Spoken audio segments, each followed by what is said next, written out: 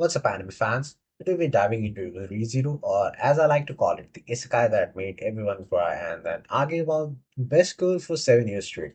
This series has been putting viewers through emotional boot camp since 2016, and honestly, we keep coming back for more punishment. If you're looking for a typical overpowered protagonist saves the world isekai, you've come to the wrong place.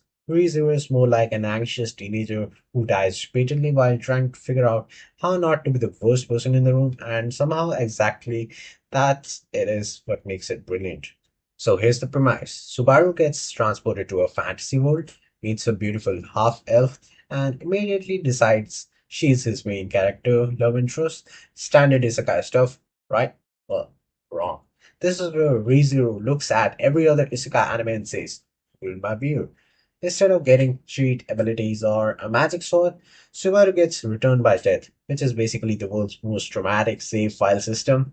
Every time he dies, he gets sent back to a checkpoint with all his memories intact. Sounds convenient.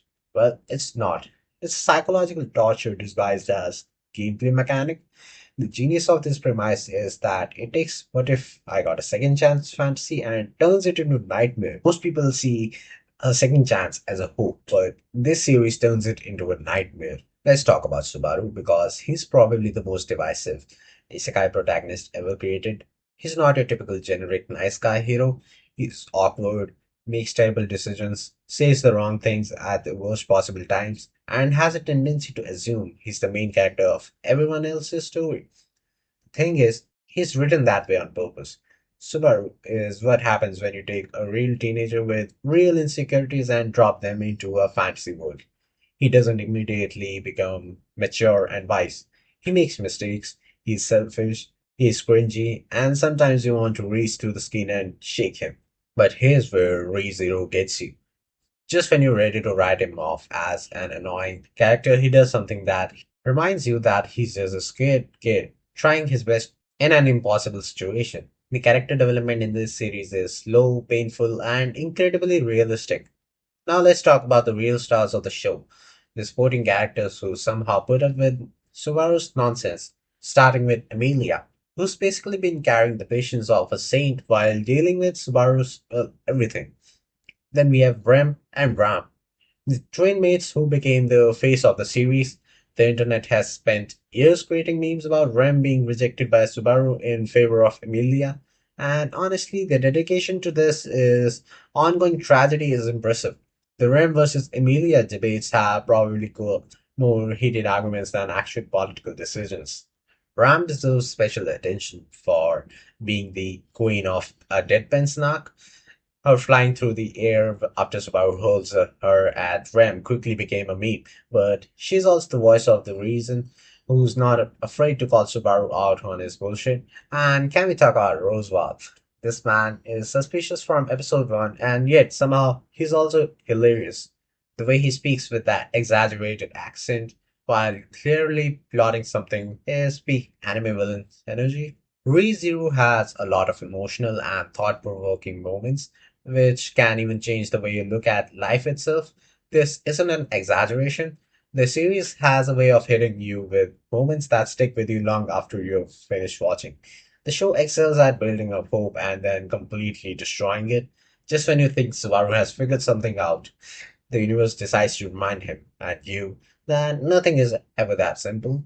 The emotional whiplash is real and it's intentional.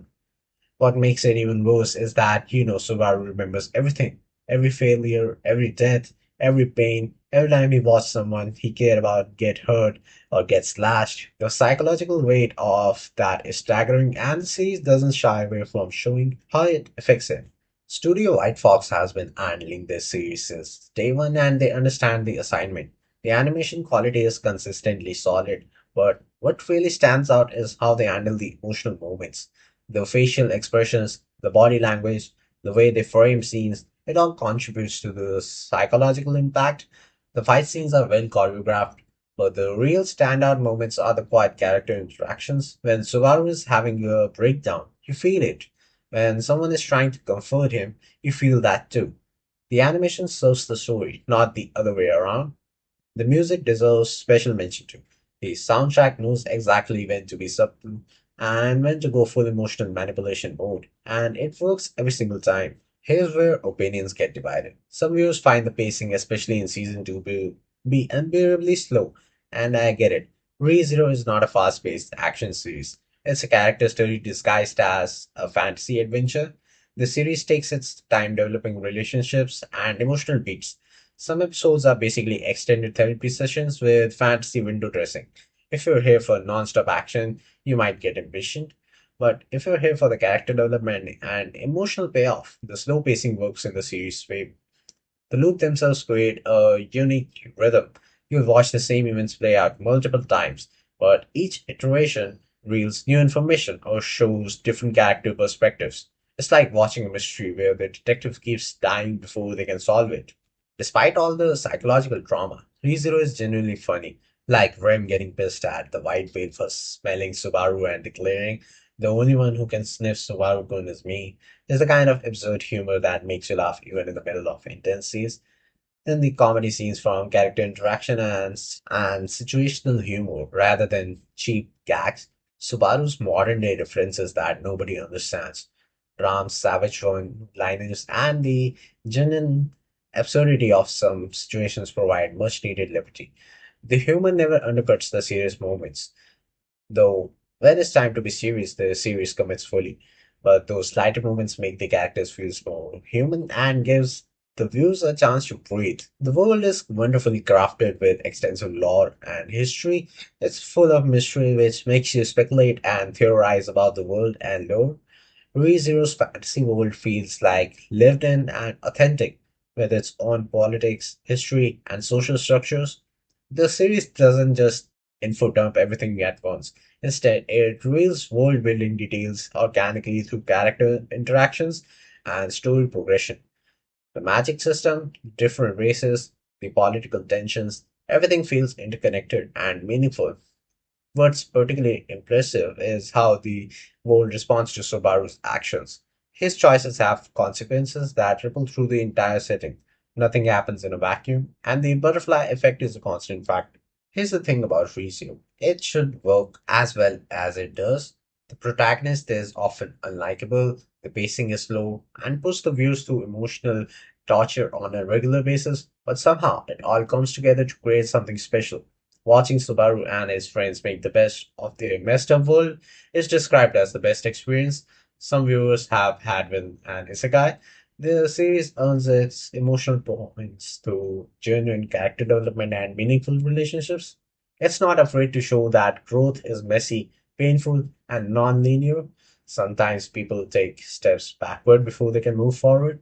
Sometimes the right thing to do isn't obvious. Sometimes trying your best isn't just enough, and that's okay. The series is still ongoing, so we are all in this emotional hellscape together.